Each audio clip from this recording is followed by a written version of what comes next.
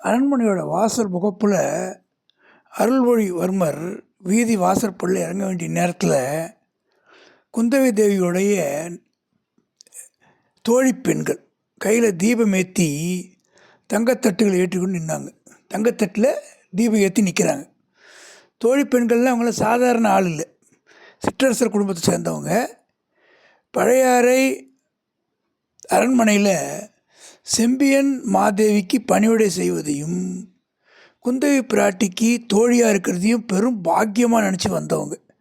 அவங்களில் கொடும்பாளூர் சிறிய வேளார் புதல்வி வானதி இருந்தாள். இளவரசர் கொஞ்சம் தூரத்தில் வரதை பார்த்த உடனேயுமே அந்த பெண்கள்லாம் தீபம் ஏற்ற ஆரம்பித்தாங்க.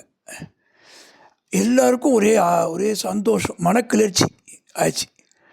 இறைவல் கிட்டக்க இளவரசர் வந்த உடனே ஆரத்தி எடுத்தாங்க. அப்போ வானதி மேனி முழு திடீர்னு நடுங்கிச்சு. கையில் இருந்த தட்டு தவறி கீழே டனால்னு விழுந்துச்சு. இதனடா அபசகுணமாச்சே அப்படின்னு எல்லோரும் பேசினாங்க. ஆனால் ஒரு நல்லது நடந்தது. கீழே விழுந்த அந்த திரியானது எரிஞ்சிட்டு இருந்தது. அப்போ இது நல்ல சகுனம் அப்படின்னு பெரியவங்கள்லாம் சொன்னாங்க. எந்தவித காரணமின்றி பீதியும் கலக்கும் அடைந்து நழுவ விட்ட அந்த பெண்ணான அந்த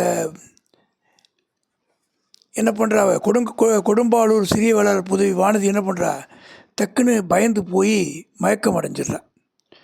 சுருண்டு கீழே விழுந்த உடனேயும் என்னடா ஒம்பா போச்சுன்னு உடனே குந்தவி தேவியால் கூப்பிட்டு போய், குந்தவி தேவி மற்ற தோழிகள் எல்லோரும் கூப்பிட்டு போய் பக்கத்தில் இருக்கிற ஒரு மேடையில் படுக்க வைக்கிறாங்க.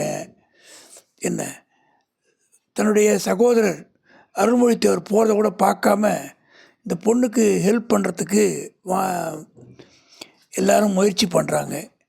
அப்போ குதிரை மேலே ஏறத்துக்கு முன்னாடி விழுந்த பொண்ணு எப்படி இருக்கா அப்படின்னு சொல்லிட்டு குந்தவி தேவிகிட்ட கேட்குறாரு. இளவரசர் கொஞ்ச நேரம் பார்த்துட்டு போக சொல்லுங்கள் அப்படின்னு குந்தவி தேவி திரும்பவும் சொல்கிறாங்க. அப்போ இளவரசர் அக்கா சொன்னால் மீறுவாரா, திரும்பி நேராக உள்ளே பார்க்குறாரு. இவர் வந்த உடனே ஒரு மூச்சாக இருந்த இந்த பொண்ணு என்ன பண்ணுறா, இவருடைய வருகையை பார்த்த உடனேயும் திரும்பவும் சந்தோஷமாகி எழுந்து உக்காந்துக்கிறா. ஒன்றும் கவலைப்படாத, நான் பார்த்துக்கிறேன், நீ இலங்கை போய் பத்திரமா போயிட்டு வா அப்படி சொல்லி அனுப்புகிறா. இருக்கட்டும், இந்த பொண்ணு யார் அப்படின்னு அந்த அருள்மொழித்தேவர் இளங்கோ கேட்குறார். இவர் முதல்ல இவ யாருன்னு நான் சொல்கிறேன்.